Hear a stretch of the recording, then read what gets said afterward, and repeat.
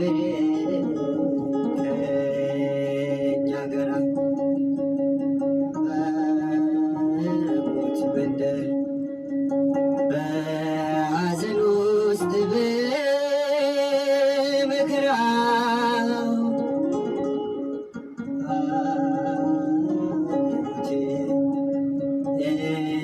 እግዚአብሔር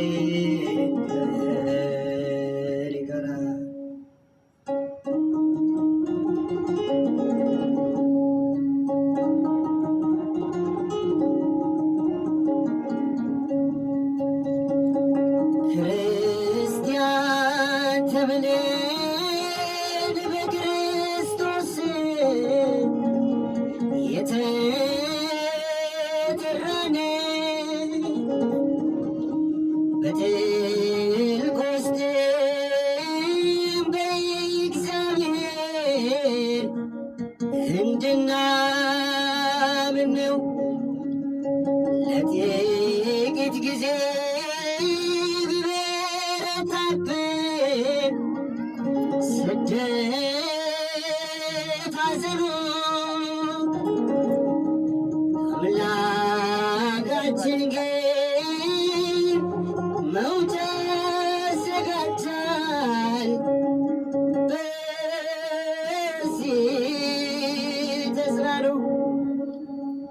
መከራው ክርስትናዬን አጣፈጠው፣ ስደቱ ማዕተቤን አጠበቀው። በሞት መንደር በሐዘን ውስጥ በመከራ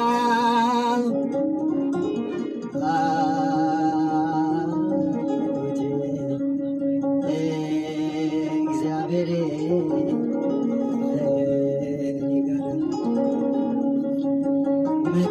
መከራው ክርስትናዬን አጣፈጠው፣ ስደቱ ማዕተቤን አጠበቀው። በትሑት መንደር በሐዘን ውስጥ በመከራ አየሁት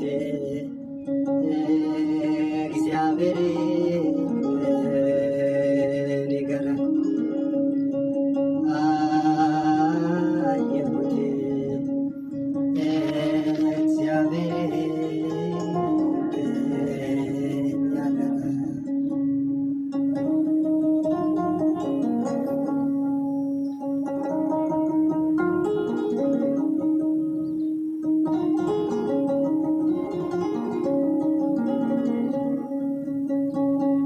በስደት ሳለን አፋችን ቢደርቅ የጽዮን ዜማ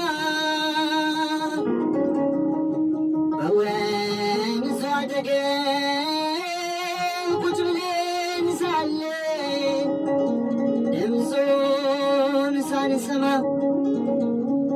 በእግዚአብሔር ጊዜ ከባቢሎን ቤት እንለቃለን።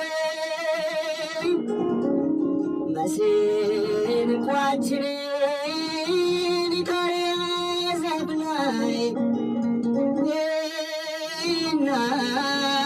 እናወርዳለን። መከራው ክርስትናዬን አጣፈጠው፣ ስደቱ ማዕተቤን አጠበቀው። በሞት መንደር በሐዘን ውስጥ በመከራ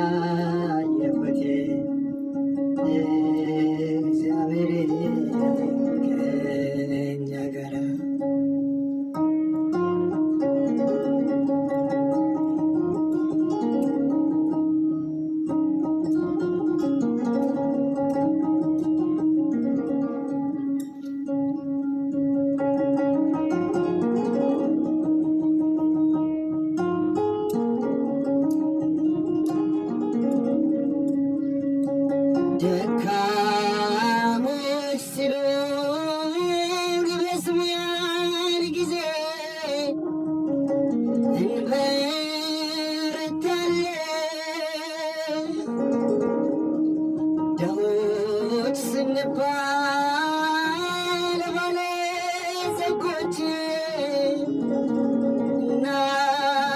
እናደርጋለን በምድር ካሉት ቅዱስ ሕዝብ አድርጎ ለርስቱ ለየ ጨለማው አልፎ በቸርነቱ ብርሃን አሳየን። ቁጥር 1 አምላካችን ፈጣሪያችን ልዑል እግዚአብሔር በየዘመናቱ መምህራንን እያስነሳ በብሉይ አበውን ነቢያትን፣ ከዚያም በኋላ በአዲስ ኪዳን ደግሞ ሐዋርያትን፣ ከዚያም በኋላ ያሉትን አባቶች መምህራንን እያስነሳ በየዘመናቱ በየወቅቱ በየጊዜያቱ ያሉትን ሰዎች በጊዜው የሚገባቸውን ነገር ይነግራቸዋል፣ ያስተምራቸዋል፣ መልእክቱን ያስተላልፋል። የእግዚአብሔር ትልቁ ዓላማውና ፍላጎቱ የሰው ልጅ እንዳይሞትበት ነው። ይህ የእግዚአብሔር ፈቃድ ነው። ሰው እንዳይሞት፣ አንድም ፍጡር አንድም ሰው እንዳይሞት የእግዚአብሔር ሐሳብና ፍላጎት ነው። ይህንንም ለመፈጸም ነው ሰው ሆኖ ወደዚህ ዓለም መጥቶ ሞታችንን በሕይወት የለወጠልን። የእኛም ሞት እሱ ወስዶ የእሱን ሕይወት ለእኛ የሰጠን። ይሄ ብቻ ለእኛ ምስክርነት በቂ ነው። እግዚአብሔር ለእኛ ለድህነታችን ምን ያህል እንደሚያስብ። ስለዚህ በየዘመናቱ አምላካችን እግዚአብሔር እንዳንርቀው፣ ወደ እሱ እንድንቀርብ፣ እንዳንጠፋ፣ ከጠፋንበት እንድንገኝ እንድንመጣ እግዚአብሔር መምህራንን እያስነሳ ቃሉን ይነግረናል። በኢሳይያስ ትንቢት ላይ ኢሳይያስ ምዕራፍ 59 ቁጥር 1 ላይ እንዲህ ይላል፣ የእግዚአብሔር እጅ ከማዳን አላጠረችም፣ ጆሮውም ከመስማት አልደነቆረችም ይላል። ርዕሳችን ይሄ ነው። የእግዚአብሔር እጅ ከማዳን ጆሮውም ደግሞ ከመስማት አልደነቆረችም። ነቢይ ይህን የተናገረበት በወቅቱ በጊዜው የራሱ የሆነ ምክንያት ነበረው። ቅድም እንዳልኳችሁ በየዘመናት በየጊዜያቱ በየወቅቱ እግዚአብሔር ቃሉን ሲያስተላልፍ ትላንት ለነበሩት አይደለም ዛሬ ላሉት ነው የዛሬ ቃል የሚነገረው። ብዙ ጊዜ ቃል እግዚአብሔርን ለመስማት እግዚአብሔር ቤት እንቀመጥና ሰባኪው ቃል እግዚአብሔር ሲናገር እየሰማን እዚህ ላለነ ነው ብለን እናስባለን። እዚህ እንቀመጥና ይሄንን ትምህርት ምን አለ እገሌ መጥቶ ቢሰማው ነው። ይህ እኮ ቀጥታ ለእገሌ ነበር የተነገረው ምንል የዋህ ክርስቲያኖች አለን። እሰየው ለሱ ይሄን ተምሮ ቢለወጥ ብሎ ማሰብ መልካም ነው። ግን አይደለም፣ ለሱ አይደለም የተነገረው። እሱ የለማ እዚህ እግዚአብሔር እርሻ በሌለበት እንኳን እግዚአብሔር ገበሬ እርሻ በሌለበት ዘር ይዘራል። እግዚአብሔር ሰው በሌለበት ቃሉን አይናገርም። በእርሻ ልባችን ነው ቃሉን የሚዘራው፣ እዚህ ባለ ነው፣ እዚህ ላለ ነው። ስለዚህ የእግዚአብሔር ቃል ሲነገር እዚህ ላለ ነው፣ በጊዜው በወቅቱ ላለ ነው ሰዎች ነው። ምክንያቱም እግዚአብሔር እኛ ራሳችንን እናውቃለን እንላለን፣ ግን ውሸት ነው። አናውቅም። ከኛ በላይ እግዚአብሔር እኛን ያውቀናል፣ ለኛ ያውቅልናል። ይሄንን እንመን። ከኛ በላይ ያውቀናል፣ ከኛ በላይ ደግሞ ለኛ ያውቅልናል። እኔ ራሴ ያውቃለሁ የሚል ደፋር፣ የመጨረሻ ደፋር እግዚአብሔርን የማያውቅ ሰው አለ። እኔ ራሴ በቃለሁ ባክ ለራሴ በቃለሁ ለራሴ ያውቃለሁ ብሎ የሚል ደፋር ሰው ለራሱ ቢያውቅ ኖሮ አይኑ እያየ ወደ ሞት አይሄድም። አይኑ እያየ ከፈጣሪው ተጣልቶ አይሄድም፣ አይጠፋም። ሰው እግዚአብሔር ራሱን ቢያውቅ ኖሮ ለራሱ ቢያውቅ ኖሮ ሰው ለራሱ ስለማያውቅ ነው፣ ለኛ ስለማናውቅ ነው ደጋፊ እግዚአብሔር ለኛ ያስፈልገን እንጂ ራሳችንን የምናውቅ ቢሆን ኖሮ እኮ እግዚአብሔር ለኛ ያስፈልገን። ምን ያደርግልና ራሳችንን ካወቀን ስለማናውቅ ነው፣ ለራሳችን ስለማናውቅ ነው። ስለዚህ እግዚአብሔር ለኛ ከኛ በላይ ያውቅልናል። ለኛ የሚያውቅልን አምላክ የሚሆነንን በቃሉ ይነግረናል። የሚጠቅመንን የምንድንበትን በቃሉ ይነግረናል።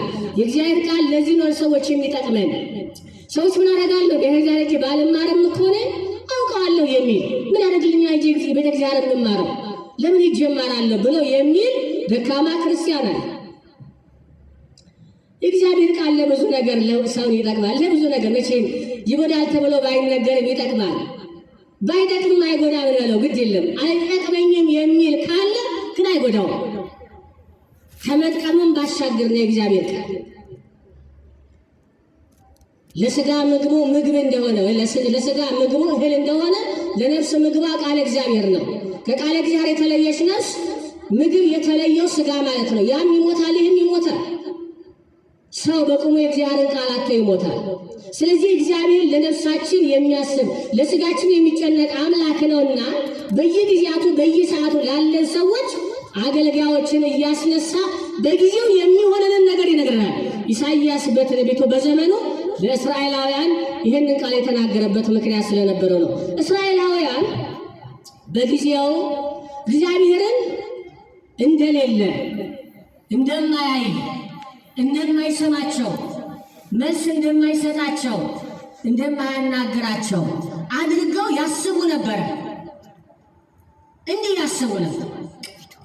እግዚአብሔር አያየኝም፣ እግዚአብሔር አይሰማኝም፣ እግዚአብሔር እኮ በቃ እኔን በፍጹም አያውቀኝም፣ እንዲህ ብለው የሚያስበው ነበሩ በጊዜው በሰዓቱ እስራኤላውያን። ዛሬም እንዲህ አይነት ክርስቲያን አለ። እግዚአብሔር አያየኝም የሚል እሱ ያየለ አያየኝም የሚለው እኮ ያያል። እሱ አያለው ይላል፣ እግዚአብሔር ግን አያይም ይለዋል። አይን የሰራ እግዚአብሔር በእውኑ አያይም ምን አለ? ልበ አምላክ ላይ ለእስራኤላውያን መልስ እሱም በዘመኑ በጊዜው ጽፏል። እስራኤላውያን በዚህ ሰዓት ብቻ አለ፣ በዚህ ጊዜ ግን አብዝተው ይህንን ነገር መላልሰው ይናገሩ ነበር። ምክንያቱም እስራኤላውያን እግዚአብሔርን ባሳዘኑ ባስቀየሙት ቁጥር በጊዜው ይቀጣቸዋል፣ ይገርፋቸዋል፣ ይቆጣቸዋል፣ ይገስጻቸዋል እየቀጣ እንዲመለሱ። እስራኤላውያን ግን ቅጣቱን እግዚአብሔርን ባሳዘነው ልክና መጠን ደረሰብን ሳይሆን የሚሉት የነበረ እግዚአብሔር ስለማያየን ነው።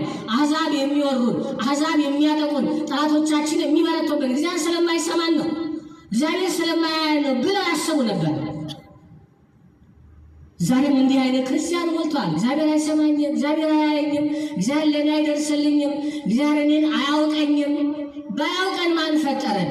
ባያውቀን ኖሮ ማን አመጣን? ስላወቀን አመጣን፣ ስላመጣን አወቀን። እግዚአብሔር የማያውቀው እንኳን የሰው ልጅ ጥቃቅን የምንላቸው ነፍሳት እንኳን በምድራችን ላይ የሉ። እግዚአብሔር የማያውቀው እግዚአብሔር የማያውቀው እንኳን በአርአያ የምስል ጊዜ የተፈጠር ነው እኛ የሰው ልጆችን ይቅርና ጥቃቅን የምንላቸው ነፍሳት እግዚአብሔር ሳያውቃቸው የሚኖር የሉ። ሁሉን ያያል፣ ሁሉን ያውቃል እግዚአብሔር። ስለዚህ ዛሬም እንዲህ አይነት ክርስቲያን ራሱን ሊያርም ይገባል። እንዲህ ብሎ እግዚአብሔርን የሚናገር ሰው በእውነት ከድፍረትም በላይ ትልቅ ድፍረት ነው። የእኛን ስህተትና ጥፋት በእግዚአብሔር ላይ መልሶ መለጠፍ ወይም ስህተተኞቹ እኛ ሆነን እያለን እግዚአብሔር ተሳስቷል ብሎ እግዚአብሔርን የተሳሳተ አድርጎ እንደ መቁጠር ነው ይሄ ቃል። እስራኤላውያን ታዲያ ለዚህ ጥያቄያቸው መልስ ተሰጥቷቸው ነበር። በዚህ በኢሳይያስ ትንቢት እዛው ምዕራፍ 58 ከቁጥር 1 ሙሉውን ምዕራፉን አነቡት። እስራኤላውያን ይህንን ጥያቄ በቀጥታ እግዚአብሔርን ጠይቀው እግዚአብሔርም መልሶላቸዋል። ቃሉም በቃል አስቀምጧል። ስለዚህ እግዚአብሔር የሰው ልጅ ሳያይ ቀርቶ የዋለበት ያደረበት የኖረበት ዘመንም የለም። እግዚአብሔር ከሰማይ ሆኖ ወደ ምድር ተመለከተ ይላል። የሰው ልጅን ጩኸትና መከራ አየ ይላል። ጩኸታቸውን ሰምቶ መከራቸውን አይቶ ሊያድናቸው ወደዚህ ምድር መጣ፣ ወረደ። መምጣት የማይገባው አምላክ ወደዚህ ዓለም መጣ፣ ሰዎችን ለማዳን፣ እኛን ለማዳን። መከራችንን አይቶ ጩኸታችንን ሰምቶ ማን ጠራው? ማን አስገደደው? ለሰዎች ያለው ፍቅር ነው ወደዚህ ዓለም እንዲመጣ ያደረገው። ከኛ ሌላ ጥሪ ደርሶት አይደለም። እግዚአብሔር አምላክ መከራችንን ስቃያችንን አይቶ ነው ሊያድነን ወደዚህ ምድር የመጣው። ስለዚህ የሰው ልጅ እግዚአብሔር አይሰማኝም፣ ጆሮን ከኔ አርቋል ብሎ እግዚአብሔርን መገዳደር በፍጹም ትልቅ ስህተት ነውና እንዲህ የምንል ሰዎች ራሳችንን እናርም። ከፍጥረተ ዓለም እስከ ህልፈተ ዓለም ድረስ እግዚአብሔር ምድርን አይተዋትም። ምድር በእግዚአብሔር ብትተው እኮ እግዚአብሔር ምድርን ቢተዋት ምድር ምን ትሆን ነበረ?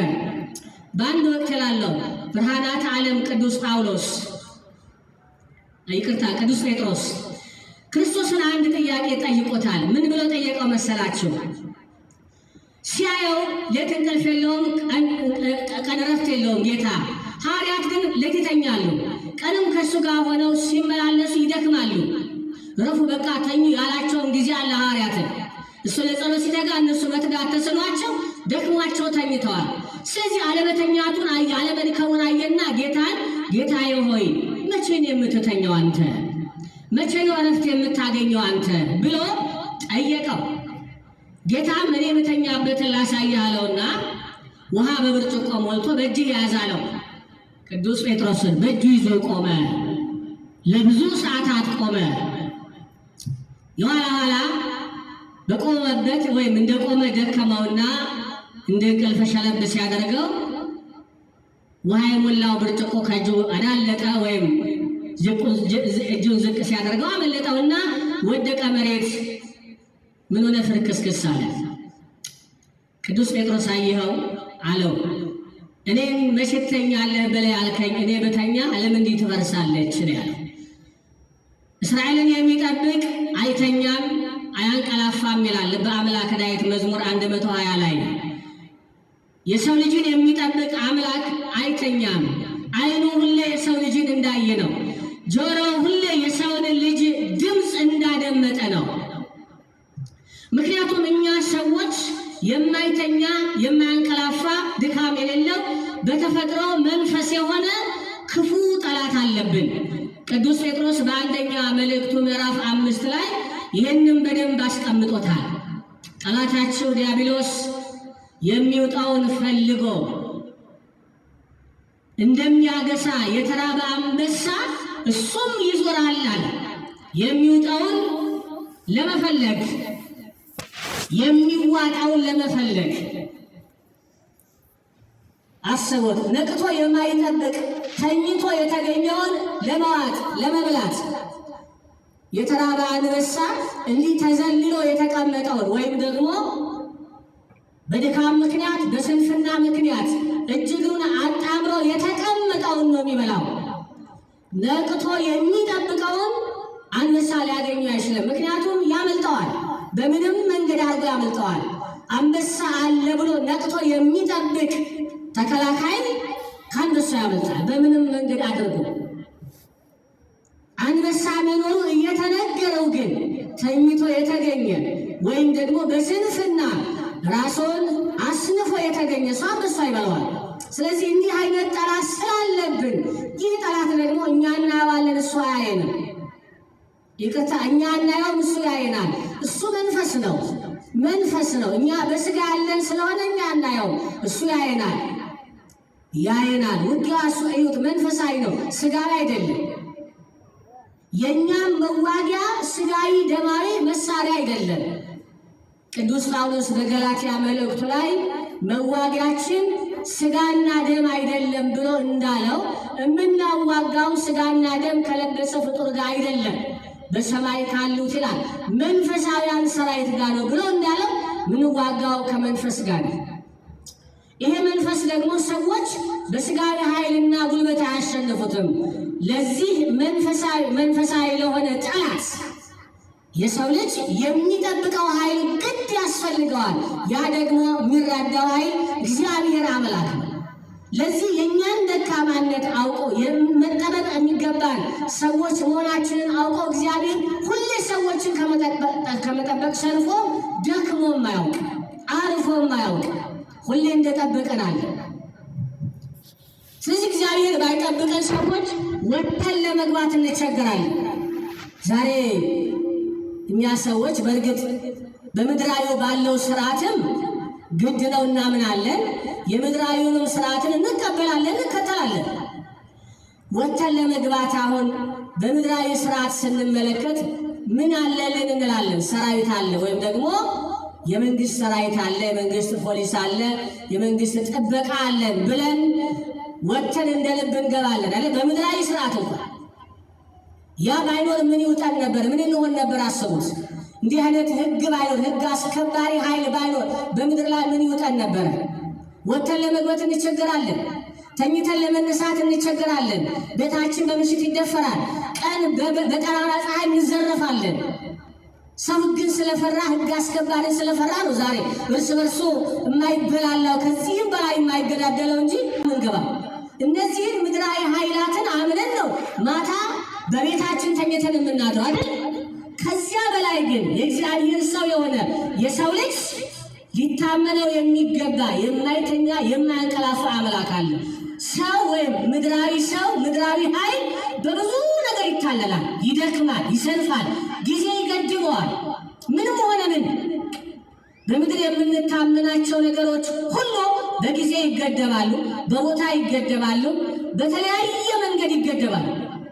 እግዚአብሔር ግን በጊዜና በቦታ በሁኔታ አይገደብም። በሁሉ የሞላ ነው። በየትኛው በማንኛው ወቅትና ሰዓት እግዚአብሔር አለ ለሰዎች ቆሞ። ስለዚህ ይህንን እግዚአብሔር ሰው ባለማወቅ የተነሳ እግዚአብሔር አያየኝም፣ እግዚአብሔር አይሰማኝም ብሎ እግዚአብሔርን ሲዘልፍ፣ እግዚአብሔርን ሲወቅስ እንሰማለን። ለዚህ መልስ ነው ነቢየ እግዚአብሔር ቅዱስ ዳዊት ይህንን ቃል የተናገረ። እግዚአብሔር ሁሌ ለመስማት ጆሮ ክፍት ነው። እግዚአብሔርን የሚጠራው ኃይልን የጠፋው ጥሪያችን እንዴት ነው? እጠራዋለሁ እኮ እንል ይሆናል። እግዚአብሔርን ሁሌ እጠራዋለሁ፣ እግዚአብሔርን ሁሌ እለምነዋለሁ፣ እማጸነዋለሁ። ጥሪያችንን ግን እንዴት ነው? እግዚአብሔር ደጅ እንዲሰማልን አድርገን ነው እየጠራን ያለን? ራሳችንን እንመርምር። እግዚአብሔር በምን እንዴት አድርገን ብንጠራው ነው ሊሰማን የሚችለው? በምን አይነት ድምፅ፣ በምን አይነት አገላለጽ፣ በምን አይነት አነጋገር? ይሄ ስላቸው ለአነጋገርም ፈሊጥ አለ ወይ እንዳትሉ። ነቢየ እግዚአብሔር ዳዊት ይሄን ማን ነው ኢሳይያስ ይሄንን ከተናገረ በኋላ ይሁት እግዚአብሔር ጆሮው ከመስማት አይኑ ከማየት አለና ነገር ግን አለ ነገር ግን ብሎ ኃጢአታቸው በእናንተና በእግዚአብሔር መካከል ግድግዳ ሆኗል ይላል። ጥሪያችን እንዳይሰማ አንድ የከለከለ ኃይል አለ፣ ያገደው ኃይል አለ። ያ ነገር መፍረስ አለበት ጥሪያችን እንዲሰማ። አለበለዚያ መጥቶ ነው የሚመለሰው። ያንን ኃይል ተጋይቶ ነው የሚመለሰው። ከግድግዳ ማዶ ያለን ሰው ድምፃችን እንዲሰማ ግድግዳ መፍረስ አለበት። ያ ግድግዳ ደግሞ የሰው ልጆች ኃጢአት ነው። ጥሪያችን እንዳይሰማ፣ ጩኸታችን እንዳይሰማ፣ እንግልታችን፣ ስቃያችን እንዳይታይ የከለከለ አንድ ኃይል አለ። ያም ኃይል ምንድን ነው? ጠላታችን ዲያብሎስ ሲያሰራን የኖረው ኃጢአት ነው። ሰዎች ኃጢአትን ስንሰራ አቅልን የምንሰራት ለኃጢአት የምንሰጠው ቦታ በጣም ቀላል ነው። ለዚህም ነው ኃጢአትን ስንሰራ የማንሳቀቀው፣ በድፍረት የምንፈጽመው የምናደርገው፣ አድርገንም በሙሉ ልብ በድፍረት የምንናገረው ለኃጢአት የምንሰጠው ቦታ ቀላል ስለሆነ ነው። ነገር ግን ይዛ የምትመጣው መዘዝ፣ በእኛ ላይ የምታመጣብን ፍርድ፣ በእኛ ላይ የምታመጣብን ችግር በፍጹም አይታየንም። ይዛ የምትመጣው መዘዝ፣ ይዛ የምትመጣ ችግር እጅግ በጣም ብዙ ነው። ክርስቲያኖች ሌላ ይቅርና እግዚአብሔር እንዳያየን እንዳይሰማን እያደረገ ያለው ነገር ይሄ ነው። ሰይጣን ኃጢአት ያሰራንና ስንሰራ አቅሎ ያሰራዋል፣ ወይም አቅልሎ ያሳየናል። ቀለል አድርጎ እንድንሰራው ወይም ደግሞ እንድንፈጽመው ያደርገናል። እኔ ይደንቀኛል በእውነት ኃጢአትን ስንሰራ አንዳች አስገዳጅ ኃይል በእኛ ላይ መጥቶ አይደለም። አስገዳጅ ሁኔታ ነበረ እኛ ኃጢአት እንድንሰራ ያደረገ አስገዳጅ ኃይል ነበር። መሳሪያ ደግኖ አስፈራርቶ ይህን ካልሰራ ብሎ ያለን ኃይል ነበር? የለም። ኃጢአትን ስንሰራ በፈቃደኝነት በፍላጎት እንሰራታለን። ስንሰራ ሰይጣንም አቅልሎ በሩን ሲከፍት አስፍቶ ይከፍተዋል እስክንገባ። ኃጢአትን ከሰራናት በኋላ ግን ከኃጢአት እንዳንወጣ ከኃጢአት እንዳንላቀቅ እዚያ ውስጥ ተዘፍቀን እንድንቀር ያበጃል። እንዳንመለስ በንስሐ እግዚአብሔር አይሰማህም፣ ጸሎትን አይቀበልህም። ይህን ሁሉ ኃጢአት ሰርተህ እንዴት እግዚአብሔር ይቅር ይልሃል ብሎ ያስፈራራናል። እግዚአብሔር እንዲያውም የለም እስከ ማለት ድረስ እንድንደርስ ያደርገናል። ከኃጢአት ለመውጣት እንቸገራለን። ያቺ ኃጢአት ታዲያ ቶሎ ቆርጠን ካልጣልናት፣ እያሳደግናት፣ እየተንከባከብናት፣ እየኮተኮትናት ፍሬ የምታፈራ ትሆንና ያንን ፍሬ እግዚአብሔር ሳይሆን ሰይጣን እየለቀማት እየተመገባት ይኖራል። የእሱ መጋቢ ሆነን እንኖራለን። የእሱ ፍሬ ሰጪ ሆነን እንኖራለን። እሱ ነው የእኛን የኃጢአት ፍሬ እየተቀበለ የሚኖረው። ታዲያ በዚህ በኃጢአት ምክንያት የሚመጣብንን መከራና ችግር ራሳችን መቀበል ሲገባን መልሰን ለእግዚአብሔር ይህን ያደረገ እሱ ነው ብለን እግዚአብሔር ለመክሰስ እንነሳለን። አዳምና ሔዋን እግዚአብሔር አትብሉ ያላቸውን ዕፀ በለስ በሉ።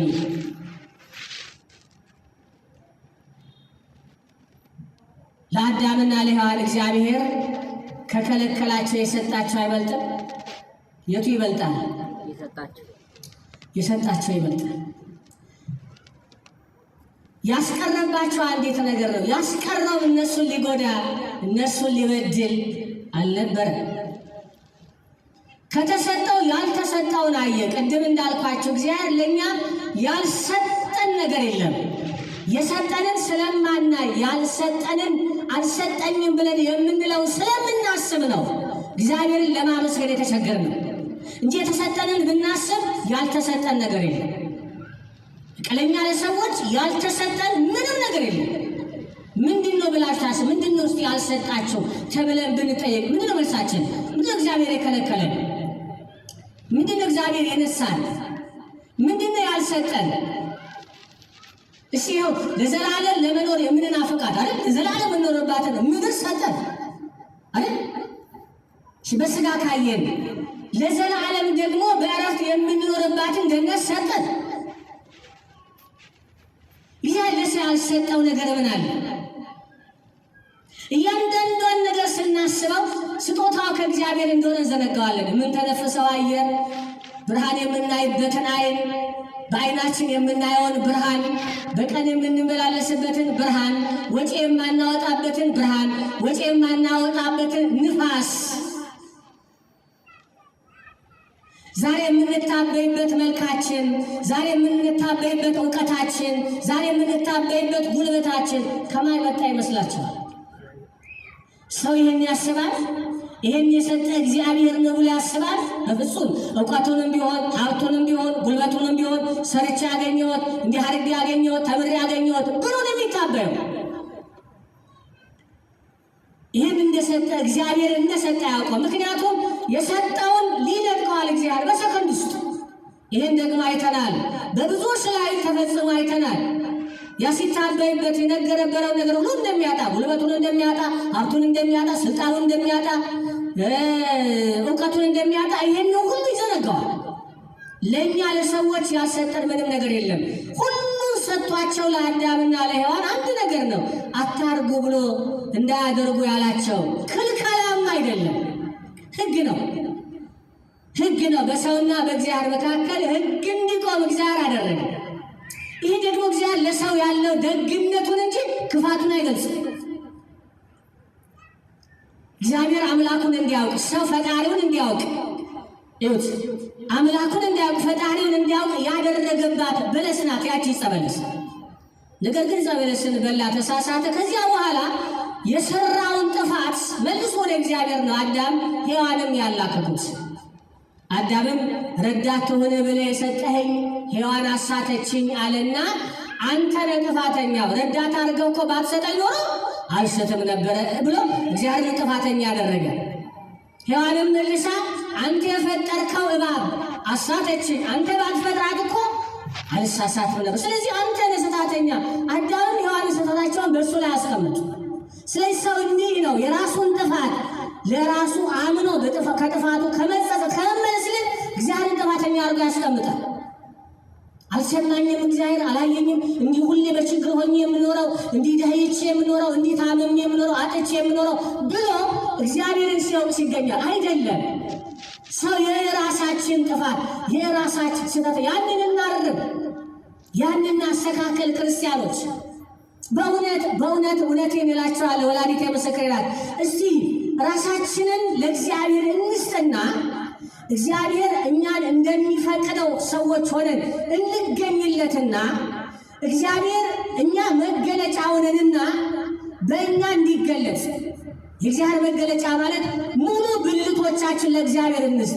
እጃችን እግዚአብሔር ይስራበት፣ እግራችንን እግዚአብሔር ይስራበት፣ ይኑርበት፣ ይራመድበት፣ ልባችን እሱ ያስብበት፣ ዓይናችንን እግዚአብሔር ይይበት። እግዚአብሔር እሱ በእኛ አድሮ በጆሮ ይስማ፣ በቃላችን ይናገር እንበል እስቲ።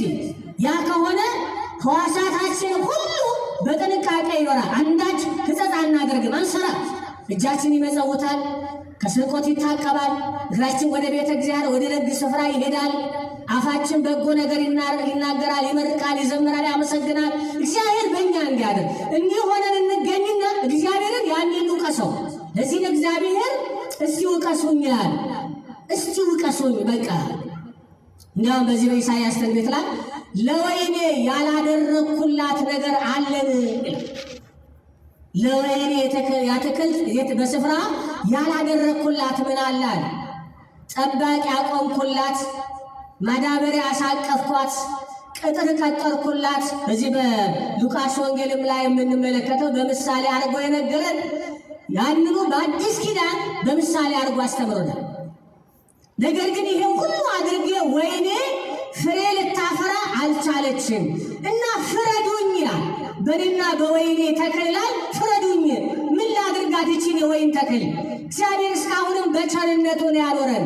በርኅራኄው በደግነቱ ነው ሰውን ጠብቆ ያኖረው። በዚህ እንኳን እግዚአብሔር ሊመሰገን ይገባ ነበር። ምእመናን በቸርነቱ ስላኖረን እንደምንሰራው ስህተት፣ እንደምናጠፋው ጥፋት፣ እግዚአብሔርን እንደምንበድለው፣ እንደምናሳዝነው የዕለት ተዕለት ውሏችንን እየተቆጣጠረ እግዚአብሔር እንደ ስራችን ቢከፈለን ኖሮ ምን እንሆን ነበረ? ምን ይውጠን ነበረ? በቸርነቱ አኖረን፣ በቸርነቱ ጠበቀን፣ ወጥተን በሰላም እንድንገባ፣ ተኝተን በሰላም እንድንነሳ።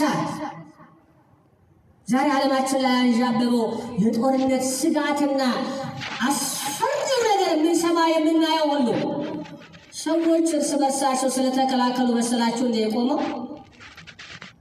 እግዚአብሔር ስላላለው ነው። እግዚአብሔር ስላቆመው ነው። ሲፈቅድ እግዚአብሔር የኛ በደል እየበዛ ሲመጣ በቃችሁ ሲለን ያን ይልከዋል፣ ያፈነዳዋል። በሉት ይላል፣ ልቀቁት ይላል እግዚአብሔር። እስከዚያ ግን እግዚአብሔር አምላክ ከልክሎት እኛም በስጋት እንኖራለን፣ በጭንቀት እንኖራለን።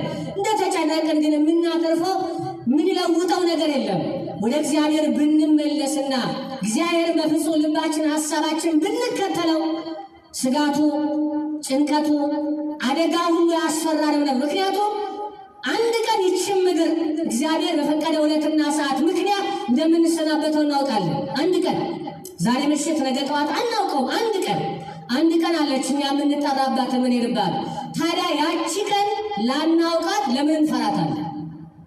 ለምን እንጨነቃለን? እግዚአብሔርን ብናምነው ኖሮ። ምክንያቱም እግዚአብሔር አሟሟታችንን አሳምሮ ይጠራናል። አሟሟታችንን እረፍት አድርጎ ይወስደናል፣ ሳንጨነቅ ሳንሰቃይ። ነገር ግን እምነታችን በእግዚአብሔር ላይ የሻከረ የደከመ ስለሆነ ስጋቱ፣ ጭንቀቱ ሁሌ በውስጣችን እንዲሆነ ይመላለሳል። እግዚአብሔር እኮ የታመነ አምላክ ነው። በታመነው አምላክ እግዚአብሔር ብንደገፍ፣ በቃሉ ብንኖር ሁሉን ነግሮናል እኮ። አትጨነቁ አለን። አይሆንም እኔ እጨነቃለሁ አንተ አታስፈልገኝም አልነው። አትጨነቁ፣ በሌላ ቃሉ ጭንቀታችሁን አለን ለእሱ እንስጥ። ጭንቀታችንን ለእሱ እናድርግ። እስቲ እንመነውና በቃ ሁሉም ነገር አንተ ታውቃለህ ታስተካክላለህ እንበለው። ይሄ ነው ከውስጣችን የጠፋ። ይሄ እምነት ነው የተለየ ነው። ይመናል ወደ እኛ እናምጣው። በቃ ይሄንን እምነት በውስጣችን እናኑረው። አትጨነቁ አለ። እኔ ያለሁላችሁ፣ ለምግባችሁ አታስቡ ሲል አትስቡ አይደለም፣ አትድከሙ አይደለም። ነገር ግን እየደከምን እየሰራን እግዚአብሔር እንዲያበዛው እንዲባርከው እኛን እንዲጠብቀን ጤና እንዲሰጠን ይህንን እንዲያደርግልን እየለመንን እንሰራለን። ነገር ግን ስንሰራ በሀቅ በትክክል እግዚአብሔርን በማያሳዝን መንገድ እንዲህ ከሆነ እግዚአብሔርን እየፈራን እግዚአብሔርን እያመንን እሱን እያስቀደምን እያስከተልን ከሆነ ከዚያ በኋላ እግዚአብሔር የምድሩን ፍሬ ባያበዛልን ባይባርክልን ያኔ እንውቀሰው። አላየኸኝም አልሰማኸኝም እንበለው። ይሄ ሁሉ በሌለበት ብንጮህ ምን እናተርፋለን? ምን እናመጣለን? እግዚአብሔርን ወቅሰን የበለጠ እግዚአብሔርን ከማሳዘን በላይ ለቅጣት ራስን ከማዘጋጀት በላይ ምን ይመጣል? ምን እናተርፋለን? ኢዮብ ያን ሁሉ መከራ በደረሰበት ሰዓት መከራውን፣ ስቃዩን፣ ችግሩን ታግሶ አለችው እስከ ዛሬ እግዚአብሔርን እንዳመሰገን ካለ ምን ያደርገው? ይሁት የሰይጣን የመጨረሻ የሰው ልጅ ገመዱን ሲያጠንቅበት እስከ ዛሬ እንዳመሰገን ከዋለ አለችው። ማመስገኑ ሰይጣንን አቃጠለው። እግዚአብሔርን በመከራም በችግርም በስቃይም በፍርሃትም ውስጥ ብናመሰግነው ሰይጣን ምን ያህል ደቢውና ደዲው ካማረነው እሱ ደስታው ነው። አይሰማኝም ብለን ካልነው ደስታው ነው። አዎ አይሰማህም፣ ይጨምርልናል። አዎ አላየም እኮ አንተ ደካማን ይጨምርልናል። ስንፍናችንን ያበረተዋል። በዛው እንድንቀጥል ያደርገን። በመከራችንም ብናመሰግነው፣ በማጣታችንም ብናመሰግነው፣ በረሃባችንም ብናመሰግነው፣ በድካማችንም ብናመሰግነው ሰይጣን ይናደዳል፣ እግዚአብሔር ደግሞ ይደሰታል። ድካማችንን ያሳርፈናል፣ ከድካማችን ያሳርፈናል፣ ከረሃባችን ያሳርፈናል፣ ያጠግበናል እግዚአብሔር። ታዲያ ኢዮብ እስካሁን እግዚአብሔር እንዳመሰግን ካለ አለችው። ከዚያ በላይ ይሰሳል። እግዚአብሔር ስደበውና ሙት። ስደበው እግዚአብሔርን፣ አማረው እግዚአብሔርን። እሱ ያለው ምንድን ነው? እግዚአብሔር ሰጠ፣ እግዚአብሔር ነሳ፣ የእግዚአብሔር ስም የተመሰገነ ይሁን።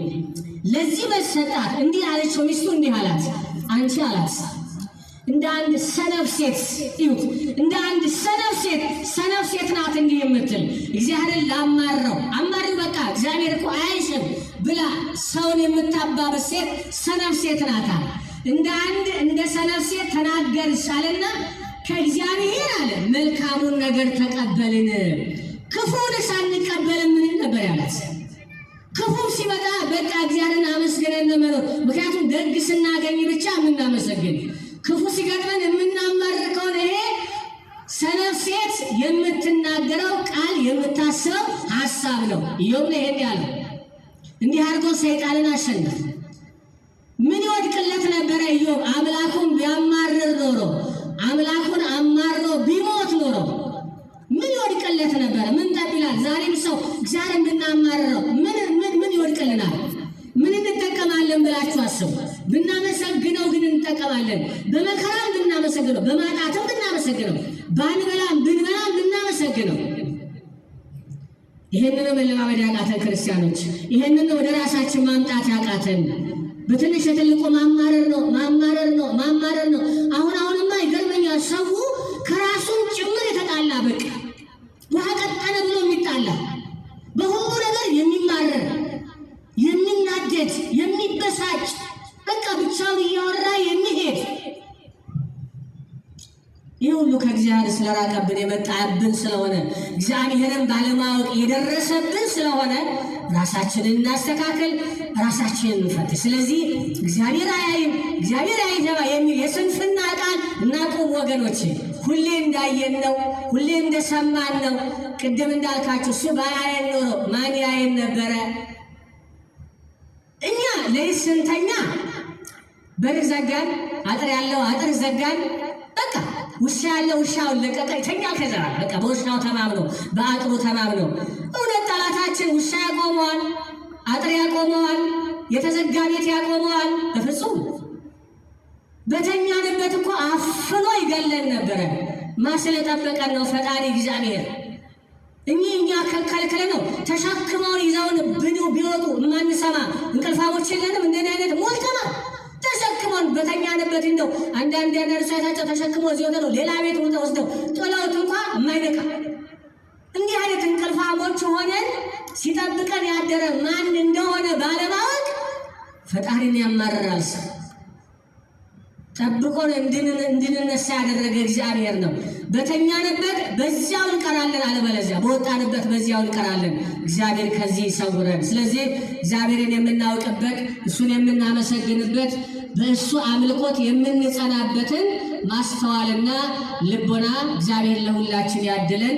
ይቆየን። ወስብሐት ለእግዚአብሔር።